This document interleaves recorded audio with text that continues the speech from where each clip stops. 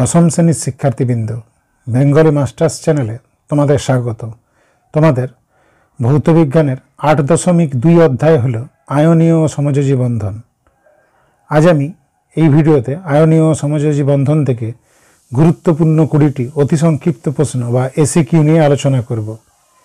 ইতিমধ্যে আমি এই অধ্যায় থেকে এই বছরের মাধ্যমিক পরীক্ষার জন্য গুরুত্বপূর্ণ 2 নম্বরের প্রশ্ন নিয়ে একটি ভিডিও আপলোড করেছি। যে সমস্ত শিক্ষার্থীবৃন্দ আজ প্রথমবার আমার চ্যানেলে এসেছো তাদের বলবো ভিডিওটি দেখার জন্য। দেখলে তোমরা তোমাদের টেস্ট ও ফাইনাল পরীক্ষা দুটিতেই সমানভাবে উপকৃত হবে। চলো শুরু করা যাক। প্রথম প্রশ্ন, আয়নীয় যৌগগুলি কোন দ্রাবকে দাব্য? উত্তর হবে আয়নীয় যৌগগুলি ধ্রুবীয় দ্রাবকে দাব্য। 2 নম্বর প্রশ্ন হলো, জলে অদাব্য একটি আয়নীয় যৌগের নাম লেখো। জলে অদাব্য একটি আয়নীয় যৌগের নাম হলো CaCO3।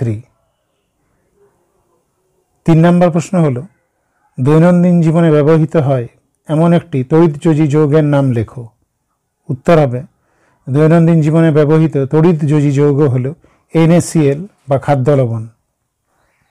4 নম্বর প্রশ্ন হলো, দৈনন্দিন জীবনে ব্যবহৃত একটি সমযোজী যৌগের নাম লেখো।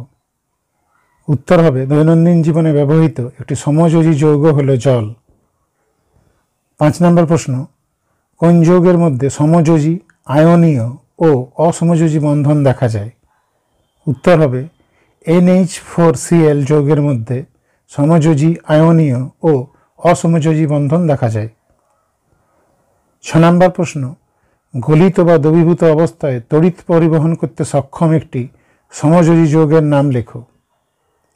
উত্তর হবে গলিত বা দ্রবীভূত অবস্থায় তড়িৎ পরিবহন করতে সক্ষম একটি সমযোজী যৌগ হল HCl। 7 নম্বর প্রশ্ন হল, তড়িৎযোজ্যতা ও সমযোজ্যতা দেখা যায় এমন একটি যৌগের নাম লেখো। তড়িৎযোজ্যতা ও সমযোজ্যতা দেখা যায় এমন একটি যৌগ হল HCl। 8 নম্বর প্রশ্ন হল, একটি গ্যাসীয় সমযোজী যৌগের উদাহরণ দাও।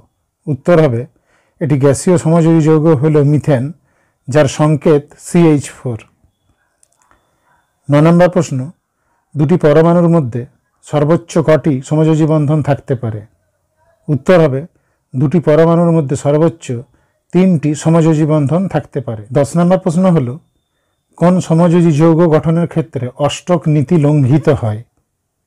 উত্তর হবে LiH বা লিথিয়াম হাইড্রাইড গঠনের ক্ষেত্রে অষ্টক নীতি লঙ্ঘিত হয়। 11 নম্বর প্রশ্ন, জলে দাব্য একটি সমযোজী যৌগের উদাহরণ দাও। জলে দাব্য একটি সমযোজী যৌগ হল চিনি। 12 নম্বর প্রশ্ন, দ্বৈত সূত্র বা রোল অফ ডুপ্লেট দেখা যায় এমন একটি মৌলের নাম লেখো। উত্তর হবে দ্বৈত সূত্র দেখা যায় এমন একটি মৌল হল লিথিয়াম, যার সংকেত Li। পরবর্তী প্রশ্ন হল, অষ্টক সূত্র লঙ্ঘিত হয়েছে এমন একটি যৌগের নাম লেখো। উত্তর হবে অষ্টক সূত্র লঙ্ঘিত হয়েছে এমন একটি যৌগ হল BeCl।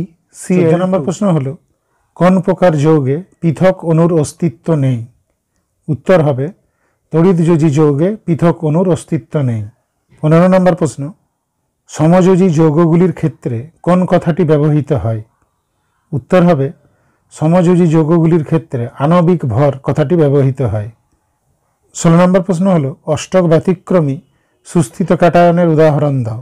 উত্তর হবে অষ্টক ব্যতিক্রমী সুস্থিত ক্যাটায়নের উদাহরণ হল টলিউইয়াম।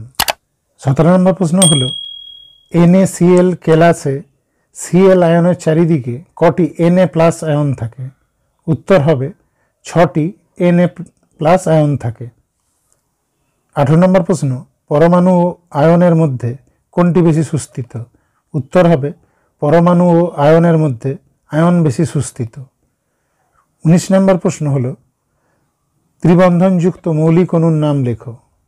উত্তর হবে ত্রিবন্ধনযুক্ত মৌলিক অণু হল অ্যালকাইন।